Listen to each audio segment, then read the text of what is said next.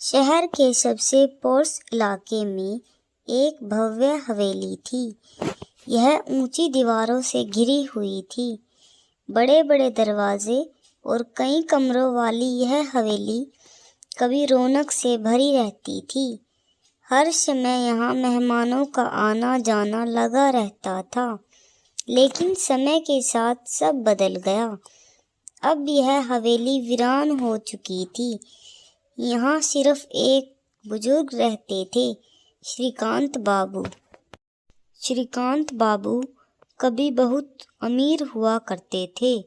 उनके पास हर सुख सुविधा थी। नौकर चाकर थे, रिश्तेदार थे, दोस्त थे। लेकिन जब उम्र बढ़ी तो एक एक करके सबने दूरी बना ली। एक ही बेटा था जो असमय चला गया।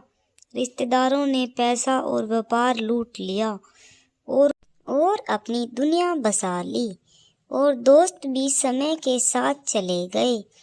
कभी जो हवेली हंसी खुशी से गूंजती थी, अब वहाँ बस सन्नाटा था। बुजुर्ग ने हवेली के कई दरवाजों को बंद कर दिया था। अब वह सिर्फ एक छोटे से कमरे में रहते थे। पुराने फर्नीचर, दीवारों पर जमी धूल और दरारें, छत से लटकता जाला, इन सब ने हवेली की वीरानी को गहरा कर दिया था। अचानक एक दस्तक।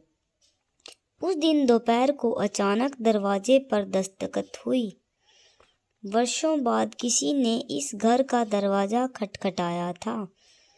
श्रीकांत बाबू धीरे धीरे चलते हुए दरवाजे तक पहुँचे और उसे खोला।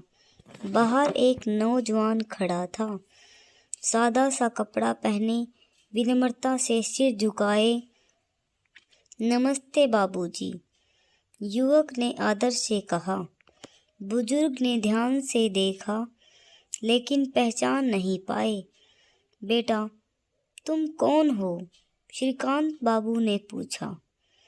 युवक ने धीरे से मुस्कुराते हुए कहा, बाबूजी, मेरे पिता आपके यहाँ नौकरी करते थे, बहुत साल पहले।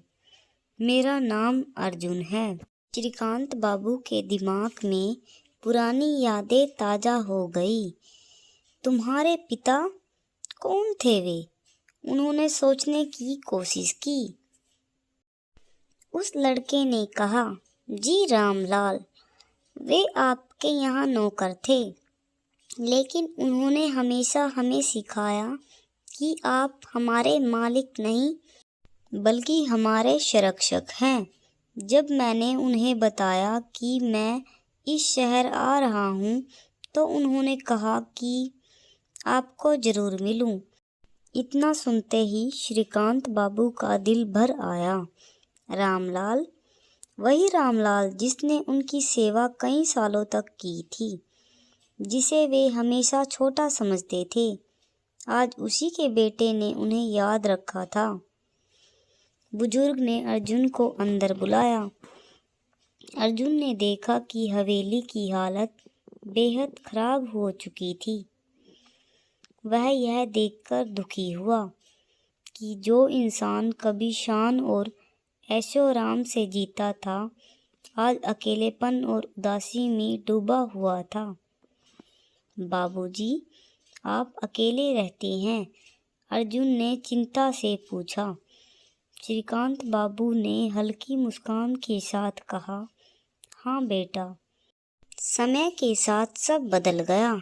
एक वक्त था जब सब गुलजार था, लेकिन धीरे धीरे सब छूटता गया, दौलत भी, रुतबा भी। इसलिए शायद रिश्ते भी सिर्फ दिखावे के थे। ज़रूरतें ख़त्म हो गई तो अपनों ने भी दूरी बना ली। अर्जुन ने उनकी आंखों में नमी देखी। उसने धीरे से कहा, बाबूजी, मेरे पिता कहते थे कि इंसानियत और प्रेम से बड़ा कुछ नहीं होता। दौलत इंसान को कभी सच्चा सुख नहीं दे सकती। श्रीकांत बाबू चुप रहे। अर्जुन की बात उनके दिल को छू गई। अर्जुन ने धीरे धीरे बुजुर्ग की देखभाल शुरू कर दी। वह हर रोज आता, उनके लिए खाने पीने की चीज़ें लाता, घर की सफाई करता और सबसे ज़रूरी बात, उनसे बातें करता। कहानी से हमें यह शिक्षा मिलती है, समय हमेशा एक जैसा नहीं रहता।